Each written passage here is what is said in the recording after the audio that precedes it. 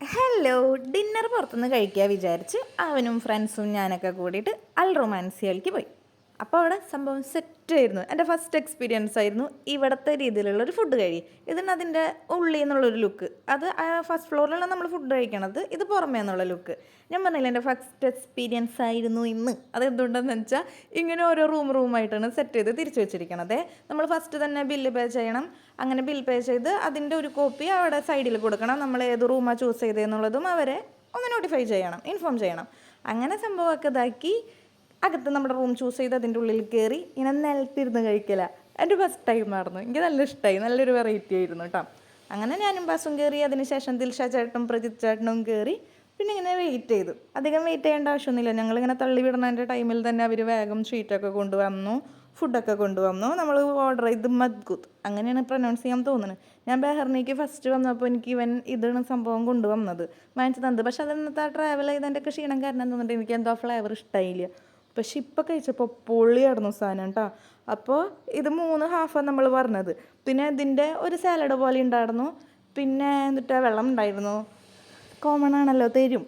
പിന്നെ നമ്മളൊരു അനിയനും കൂടിയും എക്സ്ട്രാ പറഞ്ഞിരുന്നു. എക്സ്ട്രാ പറഞ്ഞാൽ അവർ തന്നിട്ടുണ്ടായിരുന്നില്ലേ, വിട്ടുപോയതാണെന്ന് തോന്നുന്നുണ്ട്. അപ്പോൾ അതും കൂടി ഒന്ന് ഓർമ്മിപ്പിച്ചപ്പോൾ അതും കൊണ്ടുവന്നു. പിന്നെ ആ സാലഡൊക്കെ ഓപ്പൺ ചെയ്തു. മെയിൻ പാർട്ട് പറയണത് ഈ സംഭവം ഇങ്ങോട്ട് ചെരിയും. അപ്പം ചെരിയണതിന് മുന്നോടിയായിട്ട് നമ്മൾക്ക് തന്നിട്ടുള്ള ആ മിളകും അനിയൻസും സാധനങ്ങളൊക്കെ മുകളിൽ നിന്ന് വെതറി പിന്നെ ഇങ്ങോട്ട് ചെരിഞ്ഞു. അയ്യോ, എനിക്കിപ്പോൾ കാണുമ്പോൾ സത്യമായിട്ടും കൊതിയണം. അത്ര പൊളിയായിരുന്നു സംഭവം കേട്ടോ. ചിക്കനൊക്കെ നല്ല സോഫ്റ്റായിട്ട് ഇങ്ങനെ കുലുക്കുമ്പോഴത്തേനും വരും. നല്ല ചൂടുമായിരുന്നു. പിന്നെ നമ്മുടെ ലെമണൊക്കെ സ്ക്യൂസ് ചെയ്ത് അപ്പോൾ ഒരു പ്രത്യേക ഫ്ലേവർ വരില്ല. അപ്പം അങ്ങനെ ഫ്ലേവറൊക്കെ വരാൻ വേണ്ടിയിട്ട് സംഭവങ്ങളൊക്കെ ആഡ് ചെയ്തു, സാലഡൊക്കെ ആഡ് ചെയ്തു. അപ്പം അതൊക്കെ വീഡിയോ എടുക്കാൻ എന്തായാലും അറിയാമല്ലോ. അതങ്ങോട്ട് കഴിച്ചു. വലിയ സ്റ്റൈലാക്കി കഴിക്കാൻ നോക്കിയത്, എന്നിട്ടും സൈഡിൽ കൂടെയൊക്കെ പോയി.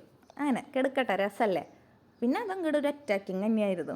4 പേരും കൂടിയിട്ട് വേഗം അങ്ങോട്ട് കഴിച്ച് ഓരോ പാർട്ടായി പതുക്കെ നടുക്കിലത്തെ പോർഷൻ മാത്രമായി വന്നു. അപ്പോഴത്തേനും എല്ലാവരുടെയും വയറൊക്കെ ഫില്ലായി. നമ്മൾ ഇരുന്ന് കഴിക്കുമ്പോൾ നമ്മൾ അറിയില്ലല്ലോ അയ്യോ എത്ര ഫില്ലായി എന്നുള്ളത്. അതങ്ങോട്ട് പിന്നെ എണീറ്റ് നടക്കുമ്പോഴാണ് നമുക്ക് മനസ്സിലാവുക അയ്യോ എത്രയായി. ആ ചിക്കൻ പീസ് അങ്ങോട്ട് കഴിച്ച് തീർക്കാനായിട്ടാണ് ലാസ്റ്റത്തെ.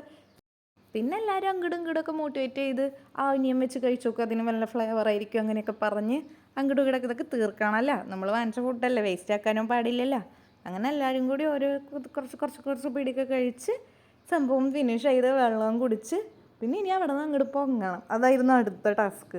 സംഭവം മൂടിയൊക്കെ വെച്ച് പിന്നെ ഒരു 2-3-5 മിനിറ്റ് അവിടെ ഇരുന്നു കേട്ടോ. ശരിക്കും പറഞ്ഞാൽ നിങ്ങളിങ്ങനെ കിടന്ന് കഴിക്കാന്നൊക്കെ പറയില്ല, ആ ഒരു ഫീലായിരുന്നു. പക്ഷെ കിടന്നൊന്നല്ല കേട്ടോ കഴിച്ചതേ. അങ്ങനെ പിന്നെ ദിൽഷ ചേട്ടനെ വിളിച്ചിട്ട് വരുന്നുണ്ടായിരുന്നില്ല, ഞാൻ ഇവിടെ ഇരുന്നുകൊണ്ട് എന്നുള്ളൊരു ലെവലായിരുന്നു. അങ്ങനെ അതൊക്കെ കഴിഞ്ഞ് കൈയൊക്കെ കഴുകി പല്ലൊക്കെ ക്ലീനായോ നോക്കി. പിന്നെ എനിക്കിവിടെ ഇഷ്ടമായത് നല്ല സെൻസറുള്ള ടിഷ്യൂ വരുന്നതാണ്. നമ്മളുടെ കൈൻ്റെ സെൻസ് ചെയ്യുമ്പോൾ ആ ടിഷ്യൂ ഇങ്ങോട്ട് വരും. എനിക്കിഷ്ടമായി, നല്ല വെറൈറ്റി അല്ലേ അത്. ഞാൻ നമ്മുടെ നാട്ടിലിങ്ങനെ കണ്ടിട്ടില്ല. അങ്ങനെ വെറുതെ അങ്ങോട്ടും ഇങ്ങോട്ടും നടന്ന് വയറൊക്കെ ഒന്ന് സെറ്റാവണമല്ലോ. അങ്ങനെ അവിടെ നിന്ന് ഇറങ്ങി ഒരു നല്ലൊരു ദിവസം അങ്ങനെ അവസാനിച്ചു.